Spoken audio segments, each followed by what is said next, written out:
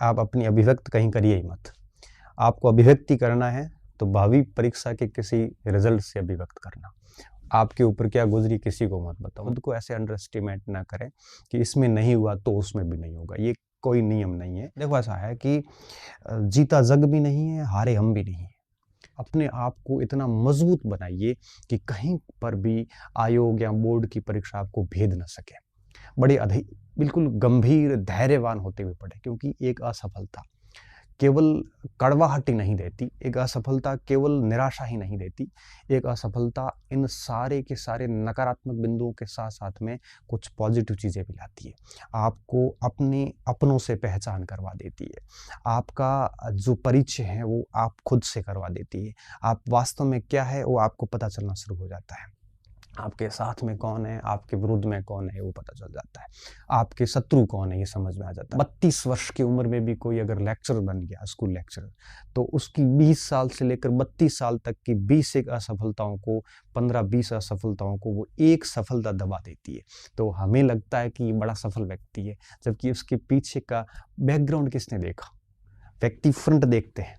मैं मानता हूँ कि इस समय चेंज हो जाता है, आर्थिक स्रोत चेंज हो जाते हैं। कईयों के लिए अब इकोनॉमिक्स रूप से पैसे अरेंज करना भी मुश्किल हो जाता है। मैं कहता हूँ कि पैसे नहीं है तो 8 घंटे मेहनत करके पढ़ लो। मेहनत करने से कोई मरता नहीं। अभी कल मेरे पास एक बच्चा आया, बोला सर 2 दिन आरसीसी का काम करने जाता हूँ, 5 दिन पढ़ता हूँ। अब सोचिए, जो 2 दिन आरसीसी का काम कर, आरसीसी काम बहुत मुश्किल काम होता है। हजारों बच्चे आते हैं ऐसे मेरे पास आते हैं। एक बच्चा कह रहा था सर मैं रात को 1-2 बजे के आसपास जाता हूँ मंडी में, सब्जी की गाड़ी खाली करता हूँ, 300 रुपये मिलते हैं और उसके बाद दिन में पढ़ता हूँ।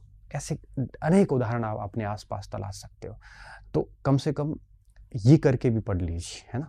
तो पढ़ने से चलो नौकरी नहीं भी मिली ना, लेकिन आप इतना सीख जाओगे कि एक अच्छा व्यक्तित्व के रूप में आप जाने जाओगे। क्योंकि नौकरी लगना भारी सफलता नहीं है, आपका एक पद के अनुरूप एक व्यक्तित्व का विकास होना भी बहुत ज़रूरी होता है।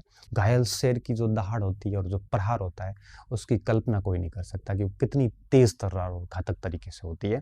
तो आप भी वो घायल शेर बनिए और मैं कहता हूँ कि परीक्षा तक अपनी पूरी ताकत के साथ मेहनत कर लीजिए, ईमानदारी के साथ में 8-10 बार सिलेबस निपटाइए, खूब सारे हज़ारों प्रश्नों का अभ्यास कीजिए, फिर देखना कि किस तरह से रिजल्ट निकलता है।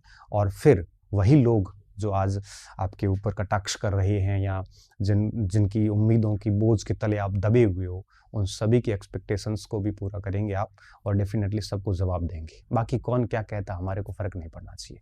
समाज से हम प्रभावित नहीं होने चाहिए, परिवार से हम प्रभावित नहीं होना चाहिए। हमें सिर्फ और सिर्फ हमसे खुद से प्रभावित होना है।